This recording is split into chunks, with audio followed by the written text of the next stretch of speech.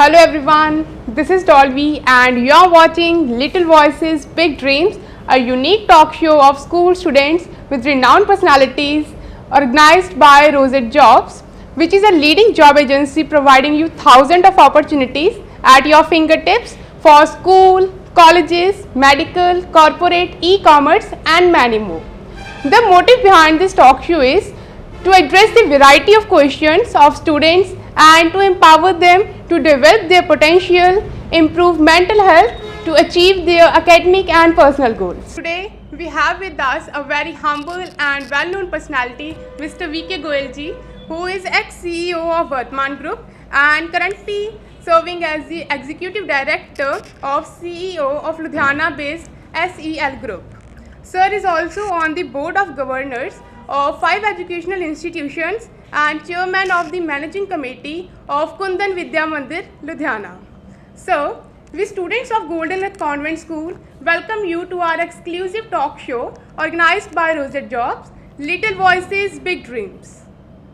Good morning, sir. This is Ravinder Singh from 10th Standard. Sir, please tell me something about your school life and career path to CEO of such a renowned group. Well, my schooling started in a very small way. We never went to the convent schools or to the English medium schools like you children. My first school was a very small school where we had only about 70 to 80 children, and it was a private school in a village. That's how I started my schooling.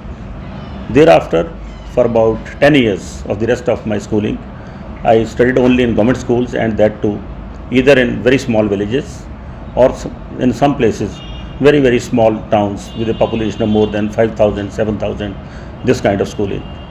We had no furniture in the schools. We had to sit on the ground. We didn't have even a mat from the school. We had to carry some rags from homes and we would like to lay them on the ground and sit over them. And the medium of instruction was always either Punjabi or Hindi till 5th class. And we were taught subjects like you study today, like mathematics, English, physics, chemistry. But then in addition to this, we were also taught subjects like animal husbandry, Pashupalan, as to how to bring up the animals and what are the advantages of the animals, how do you take care of them. Alongside, we were also taught about agriculture. They used to tell us in Punjabi saying Kheti Badi, what kind of all tools were used, how the food grains were grown, how the fields were cultivated, how they were watered, how the use of pesticides was made of in those times. That was the kind of education that we were given. But more and more stress was on the moral values. We were taught by the teachers and the parents alike that if you have no moral values, you are nowhere in the world. And we were always taught to obey the parents and the teachers. Our parents would even tell us that your teacher is first and parents come next. And sometimes if we did something wrong or even if we uttered a wrong word about the teacher, we had a big bashing from the parents. Parents would never accept a child talking ill of a teacher, no matter whether the teacher was a good teacher or it was not so good a teacher or was an average teacher. Even if the teacher was grossly at mistake many times, because the punishment was very ordinary those days. Nowadays, the teacher doesn't even shout at you, but in our times, the physical punishment was the order of the day. I don't think any child would pass out from a school without physical punishment having been awarded to him. So this is how we all started our schooling. Even if we were not at wrong, the teacher, if he picks to beat the students with a stick, he would beat everybody without any discrimination. School work was most important. I know even summers or winter, whatever season we were going to school, once we got back to home, our first priority was to get to your school work. Do that school and homework, and then only you'll think of your food. That was the kind of transformation brought in by the school at that time, and that is the kind of practice that we were made to follow. Jai Hind sir, this is just Noor and I am studying in 10th standard. Sir, your journey is a source of inspiration for all of us. Sir, I would like to ask you, what was the biggest distraction that you faced in your teenage and how did you came out of it? Well, if you really ask me, personally from me, I possibly did not have much of distraction in my life. But only the distraction which I can recall at that time with most of the students was going to the theatre. Cinema theatres were not very common. Even in places where I studied, we didn't have proper cinema theatres. We had touring talkies. They will have iron sheets and they will be erected on a piece of land, and they'll be like box in those days used to be movable wooden chairs. So those were the kind of theatres that we used to have. So most of the students would only have that kind of distraction that once a new film comes they would like to go. Believe me, till the time we got into almost 9th or 10th standard, we didn't have TV during those days. Television came to our homes only when I was in 9th or 10th standard. And at that point in time, many people from the adjoining areas, those people who were living in our vicinity, they will gather in the evening at our home, and they would watch movies with us. In the evening, there used to be some movies being casted by the different channels like Doordarshan. That was the only channel at that time. So this was perhaps the only distraction with the children. The second distraction that I can recall was more positive in nature. Positive in the sense, students used to spend a lot of time on sports. Not organized sports like you play nowadays. Somebody would go for kabaddi, somebody would go for some other local sports which were invented by them only, and spend a lot of time. And this was all. Other than that, I don't think people had many distractions. Like today's students have many distractions. You have internet, on internet you have many social platforms. You are engaged in those activities all the time. Then you have the distraction going to malls, going to theatres, and going with your friends, enjoying in the restaurants or in the hotels. Those things were not available at all those days. Nobody I ever heard of going to a hotel or to a restaurant to eat food in those days. It was all homemade food. At best, what would happen is we'll get our pocket money, let's say 10 paisa per day. You laugh at it that were you managing with 10 paisa per day? I remember when I was in the school at the age of about 6 years. Those days these paisas were not available. There used to be currency like this. It was called Anna. Anna was equivalent to 6 paisa of today. So we used to get half a Anna or 1 Anna every day from our parents. At best we'll go to some nearby shop. From there we'll pick up a biscuit or something else like that and eat that. That was all. But not like this that today's student when goes to school has 1,000 rupees in the pocket or 5,000 rupees in the pocket and can do anything that he likes, or she can do anything she likes. It was never the story there. Sir, in today's pandemic time when we haven't seen schools and teachers from last 2 years, please guide us the ways to achieve best possible study results. See, there is absolutely no doubt that in the last 2 years students have taken a definite negative beating, in the sense they were not able to see their teachers physically, they were not able to go to schools, they were not able to mix around with the friends. Yet I feel that this has not been that long a time that it should have any negative influence on your minds. The feeling that you sometimes get that we have been left behind, I think you must first overcome that kind of feeling. You should not allow that to happen. In these 2 years, even if you did not go to school, you had access to online classes, you had access to television, you had access to newspapers, you had access to your friends talking on telephones. So in a way, a large part of it, this was made up. So to carry on with this feeling in the future is not a good idea. You must leave that behind. People who carry the past baggage with them and they keep talking about the past, they keep talking about the negatives of the past, they tend to develop some negative feelings. So please don't allow those things to come in. Forget it. Pandemic came, it went away. That's it. Sir, I am very close to my parents. I talk to my mom and dad separately quite often. But usually their topics of conversations are geared towards my studies only. Sir, my question is that how I can make them understand that what really I want to be in my life. See, basically it comes from our history. Young children have never been talking to their parents on a variety of subjects. They have been talking more about their studies. Parents have also been telling children, do this, don't do this, do this, don't do this, do this, don't do this. So a lot of restrictions are being imposed by the parents without understanding that there is a generation gap. They are talking of things which were relevant 25 years ago, and you are talking of things which are relevant after 35 years, because 25 years, one generation gone, and you are already at the age of 15, 20, 15, 16 years. So it's an age gap of about 35 years, and if you look back, in 35 years, so many changes have taken place. So there is a need for you to change the topic. You have to tell your parents Well, I don't think parents would ever object to you talking to them about something else, without offending them, without telling them that you want to no longer talk about your study. You say, yes, studies are very important and studies are a means to achieving in life, but then let's talk beyond also. And I'm sure no parent is not alive to the needs of their children. They would always listen to you but the initiative has to come from you. It seems that you are also continuing to suffer from that block in your mind that I can talk to my parents only about study because they talk about studies. So it is for you to take a lead at this time. It is for you to take initiative and tell them as to how to move away from only one subject. You tell them, give them importance that yes, it's very important. My studies are prime. You have concern for me. That's why you talk about it. But there are things beyond this. Sir, what advice would you give to us for balancing our physical, emotional and mental health? See, you talked about three things: emotional, mental and physical health. Physical health, as I say, comes out of two things. One is that you continuously spend some time on exercise. Two, that you spend time in thinking as to what should I eat, what should I not eat. Today, I think most of you are very fond of junk foods, and without caring for as to how much damage it is doing to your health. So you have to be very clear that if I want to be a healthy person, because without being a healthy person, you cannot be a good student, you cannot have a good mind, you cannot have good emotional health. So to have a good emotional health, to have a good mental health, first and foremost is that you must have a good physical health. To have good physical health, it's important to know as to what you eat, what you do, what you play, what exercise you do. That's extremely important. Unfortunately, we have got no sedentary habits nowadays, even at homes. No child wants to get up from the bed and move to the kitchen to bring something to eat.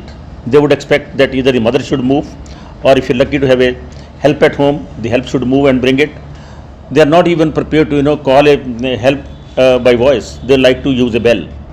A person who has that kind of flexibility of mind that I can do anything and everything, he doesn't easily fail. These are all our inhibitions that we say that I can do this, I cannot do this. As a student, why can't you go to the kitchen and cook for your family? As a student, why can't you go to the kitchen and make tea for your father? Physical work is not only going to the field playing football or cricket or hockey or volleyball. It's not necessarily that. Even at home, if you move 100 times from your room to the kitchen or from kitchen to the room and other places, and if you climb upstairs at least 10 times a day, if you have first floor at home, this itself is a physical exercise, and this will also keep you mobile. It will also keep you always mentally healthy.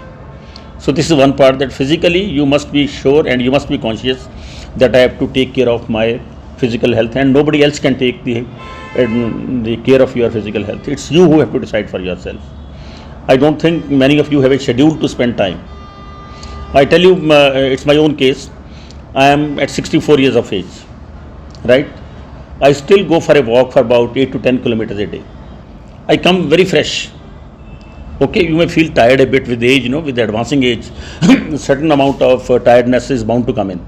But then it makes up through you being happy. You go around, you see, lovely trees in the morning, you see lovely flowers in the ground where you go.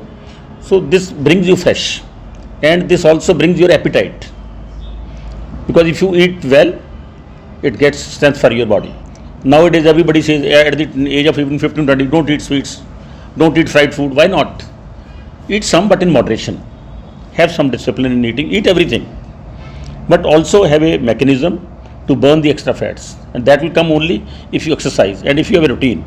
The leading badminton players of Haryana state, I would get up at 4:30 in the morning, go on cycle for about 4 to 5 kilometers, where the badminton hall was, and run for 10 kilometers before I started playing badminton. We used to be only 2 boys. Then after 10 kilometers running, we used to play for 2 hours continuously badminton, hard badminton. Sometimes just knocking from third to third for 20 minutes, 30 minutes, and our neck used to get stiff. And after that, again, same routine was followed every evening. And today also, this is giving me a lot of stamina. If I have to play badminton, even now I can play badminton for at least 1 hour continuously without any break. I would like to ask you, what parts of your job do you find more challenging? See, my job is challenging by all means in every aspect, because I work for a large organization where we have close to 10,000 people working for us. It's a multi-location company. We have factories in Haryana, we have in Punjab, in Madhya Pradesh, Gujarat, and Haryana. So this brings a lot of challenges, because in a running factory of 10,000 people, basically 10,000 families work for you. So you have to make sure that the results which come out of the efforts of all these are the most optimum results. Saying 10,000 people sounds good, that yes, you have 10,000 people, but taking best out of those 10,000 people, and also making sure that these people, while they work, they also become better individuals, they become better human beings. That's also a challenge. Aligning people's thinking, aligning their efforts towards achievement of one common objective is the most difficult challenge. Then of course the other resources are available, they need to be put to the best use. That's how you create value in the society. If you are using raw materials worth 4,000 crores or 5,000 crores, and if you don't create a produce which is worth 7,000, 8,000 crores, you are no good.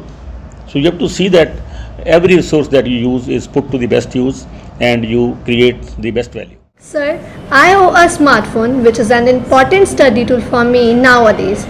Sir, I am getting distracted from alerts from Facebook, WhatsApp, Snapchat. Sir, how to keep such distractions out of sight during study from smartphones? Is there no system of putting the alerts off?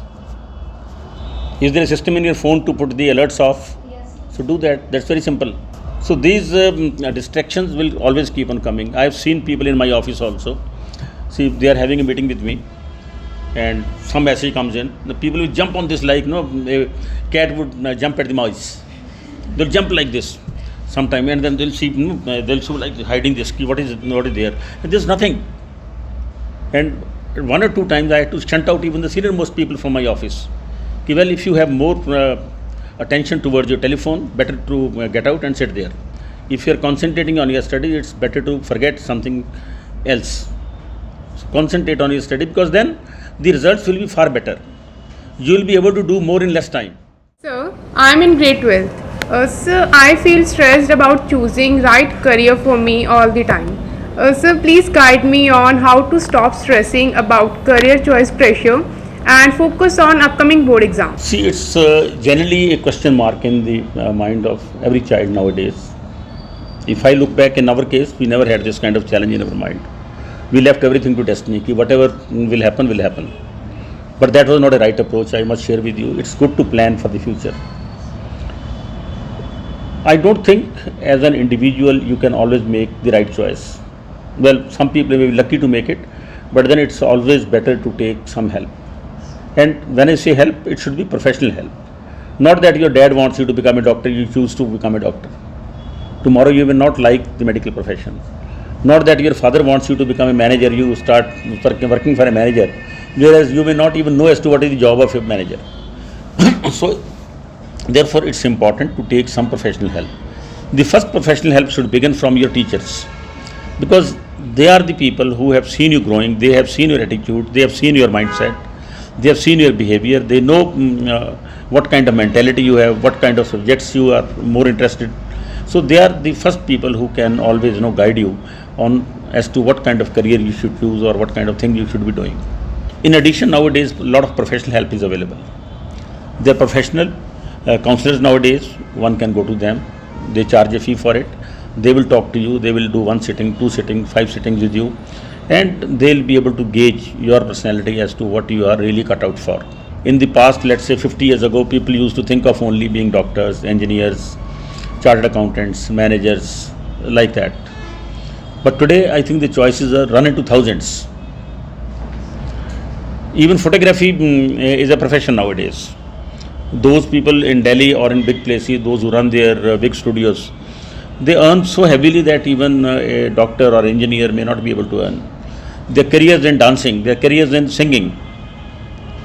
You must be seeing a lot of programs on TV. Look at what value these people get. Their careers in acting. A whole lot of things. There are careers in service industry, the careers in banking, insurance companies, the careers in managing food shops, the careers in managing other outlets. So there is no end to the list that is available today for careers, but it all depends on as to what kind of aptitude you have, what kind of interest you have. So that's most important part of it before you pick up a career. But don't try to be a doctor if your parents want you to be a doctor alone. That should not be your criteria. And don't try to copy anybody. That some of my friends are trying to become a chartered accountant, so I must become a chartered accountant. No.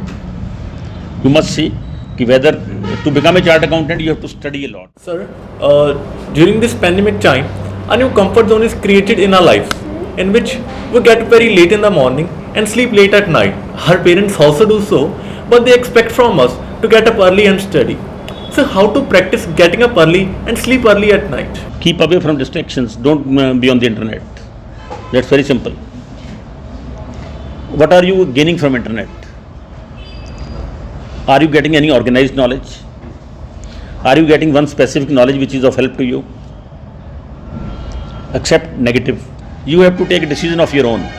That from today onwards, I am going to sleep at 10:30. I am going to sleep at 10 o'clock. That decision is all yours. Nobody can force you. I have a young granddaughter. She is about 6 years. She sleeps at 10. She tells everybody. She tells her mom also, "Mom, you must sleep at 10." I asked her one day, "Bete, how do you want to sleep at 10? She says, "Our teacher has taught us. She has told us the benefits of sleeping early." That was triggered from outside. But then you are already grown up. You must be about 16 by now, right? So it's a good age for you to decide for yourself. Sir, you are such an inspiration for all of us. Sir, please tell us how we can think out of the box and do things differently, which is demand of today's society. See, thinking out of the box and thinking continuously, it comes only through your focused attention. If you always are inquisitive about knowing about everything that comes your way, that is the thing that teaches you as to how to be creative, how to be thinking better. Somebody who doesn't think about his work or her work deeply, he cannot bring any creativity in that work. You will be able to think of a new way of doing things only if you are deeply involved into your work. I was once talking to a Japanese consultant in Tokyo. I asked him, how do you find a solution to a problem? Because Japanese are famous for finding solution to all problems. He says, we have a normally habit as a nation that if there is something, we will ask 5 times why. Because once you start questioning this thing, you always reach to the bottom of the problem. They will say, this water in the glass is clean. They will say, why it gets bad after some time? Why it smells after some time? It smells, then they will again say, why? If they get another answer, they will again say, why? So they say, we keep on questioning ourselves till the end, till the time we are satisfied that yes, this is the best solution. So this is how you become creative, this is how you become thinker, and you start finding new solutions. Believe me, we have immense capability. I've seen in my organization where we bring in a lot of machines from US, Japan, Korea, Switzerland, Germany, and those machines have been built in those very sophisticated factories after years of research. And once those machines are installed here, we find some difficulties coming in. And many times the workers who are illiterate, they will come up to us, "Sir, this machine has been designed well by those people, but there are some things that we can change here and we can improve the productivity." He will say, well, if we are able to produce 150 grams in 8 hours on this machine, if we make this change ourselves, we can produce possibly about 175 grams. And it's a very simple, normal suggestion coming from an uneducated person. It comes, why? Because he is involved in his job. He is day in, day out observing it as to how this machine is functioning. So he is able to think as to how and what kind of change should be brought in the machine so that it starts working better in terms of its speed, in terms of its non-breaking kind of long tenure. So they are able to think. So my only conclusion based on all this is that if you are very deeply involved into what you are doing, and if you always keep questioning yourself as to how can I make it better, how I can do away with the inefficiencies, likewise it extends to all other things in life, whatever you do. Like if you dress up in the morning, if you question yourself as to how can I look better with same clothes, it will force you to think, and if you think 2-3 times, I am sure you will come out with some ideas. So it's a question of putting stress on your mind. It's a positive stress. I'm not talking of negative stress in any of the communication that I'm making to you. I don't consider negative. It's only positive, positive and positive. Sir, thank you so much for your time and being with us today. Your thoughts have enlightened our mind today, and we have got a new path to learn and discover our potential. Thank you so much, sir. Thank you beta, thank you so much. ਮੇਰਾ ਸਾਰੇ parents ਦੇ ਲਈ message ਹੈ ਕਿ ਸਭ ਤੋਂ ਵੱਡੀ ਗੱਲ ਇਹ ਹੈ ਕਿ ਆਪਣੇ ਬੱਚਿਆਂ 'ਚ ਵਿਸ਼ਵਾਸ ਰੱਖੋ। ਇਹ ਹਮੇਸ਼ਾ ਮਹਿਸੂਸ ਕਰੋ ਕਿ ਮੇਰੇ ਬੱਚੇ ਬਹੁਤ ਅੱਛੇ ਹੈ, ਇੰਟੈਲੀਜੈਂਟ ਬੱਚੇ ਹੈ ਮੇਰੇ, ਔਰ ਇਹਨਾਂ ਬੱਚਿਆਂ 'ਚ ਕਾਬਲੀਅਤ ਜਿਹੜੀ ਹੈ ਉਹ ਸਾਡੇ ਨਾਲੋਂ ਜ਼ਿਆਦਾ ਹੈ, ਕਿਉਂਕਿ ਇਹ ਨਿਊ ਜਨਰੇਸ਼ਨ ਦੇ ਬੱਚੇ ਹੈ, ਇਹਨਾਂ 'ਚ ਕਾਬਲੀਅਤ ਸਾਡੇ ਨਾਲੋਂ ਜ਼ਿਆਦਾ ਹੈ।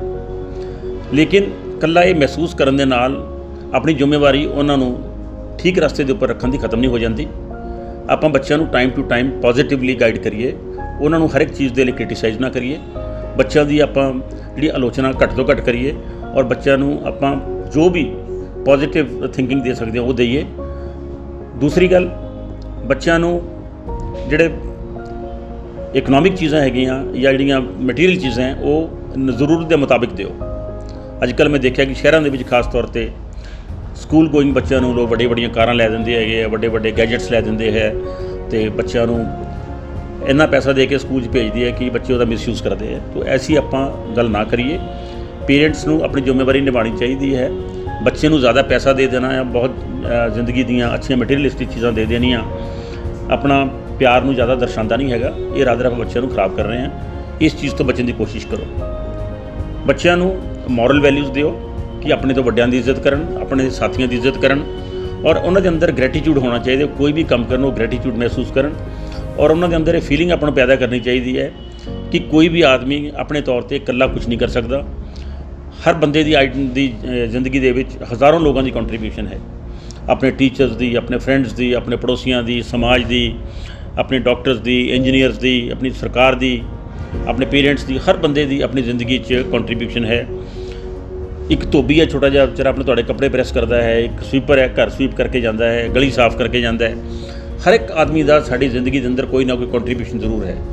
ਇਸ ਕਰਕੇ ਆਪਾਂ ਨੂੰ ਬੱਚਿਆਂ ਦੇ ਅੰਦਰ ਇਹ ਫੀਲਿੰਗ ਪੈਦਾ ਕਰਨੀ ਚਾਹੀਦੀ ਹੈ ਕਿ ਜੀ ਆਪਾਂ ਹਰ ਆਦਮੀ ਦੇ ਪ੍ਰਤੀ ਸਨਮਾਨ ਰੱਖੀਏ, ਹਰ ਬੰਦੇ ਦਾ ਆਪਾਂ ਇੱਜ਼ਤ ਕਰੀਏ, ਕਿਸੇ ਨੂੰ ਛੋਟਾ ਨਾ ਸਮਝੀਏ, ਕਿਸੇ ਨੂੰ ਵੱਡਾ ਨਾ ਸਮਝੀਏ, ਸਭ ਨੂੰ ਬਰਾਬਰ ਸਮਝ ਕੇ ਉਹਨਾਂ ਦੇ ਨਾਲ ਮਿਲ ਜੁਲ ਕੇ ਕੰਮ ਕਰੀਏ ਔਰ ਅੱਛੇ ਰਸਤੇ ਉੱਪਰ ਚੱਲੀਏ। ਇਸੇ ਨਾਲ ਹੀ ਬੱਚਿਆਂ ਦਾ ਜਿਹੜਾ ਫਿਊਚਰ ਹੈ ਉਹ ਅੱਛਾ ਔਰ ਪੋਜ਼ੀਟਿਵ ਹੋ ਸਕਦਾ ਹੈ।